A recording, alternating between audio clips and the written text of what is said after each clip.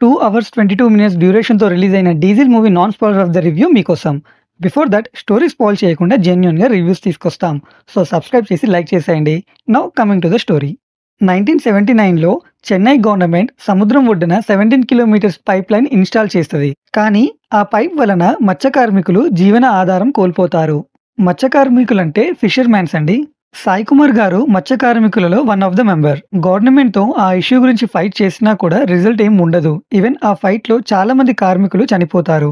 And ఇక్కడే సాయి కుమార్ గారికి ఒక విషయం తెలుస్తుంది. ఆ పైప్ లైన్‌లో సప్లై అవుతుంది క్రూడ్ ఆయిల్.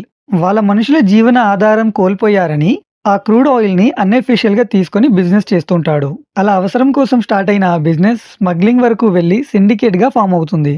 ఈ మూవీలో హీరో వాసు సాయి కుమార్ గారి స్టెప్ సన్. అలా కొన్ని ఇయర్స్ తర్వాత బాలమురుగన్ అనే పర్సన్ ఆ సిండికేట్ తన హ్యాండ్ ఓవర్‌లో తీసుకోవాలని ట్రై చేస్తాడు. సో తర్వాత ఏం జరిగింది అనేది rest of the story. Movie చూసాక నా ఒపీనియన్ బిగ్గెస్ట్ బ్లాక్ బస్టర్ అవ్వాల్సిన మూవీ అండి. ఆ క్లైమాక్స్ 30 మినిట్స్ కట్ చేసుంటే.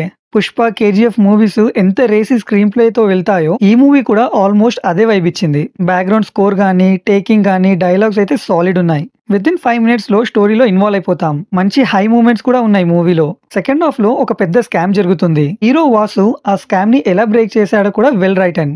ఈవెన్ మూవీలో మంచి ఎమోషన్ సీన్స్ కూడా పడ్డాయి. బట్ ప్రాబ్లం అంతా ఆ క్లైమాక్స్ 30 మినిట్స్ మూవీయే. సడన్లీ స్టోరీ ఎక్కడికో వెళ్ళిపోతుంది. ఉన్నట్టుండి నేషనల్ ఇష్యూగా మారిపోతుంది. అదంతా బాగా లాగ్ గా అనిపిస్తదండి.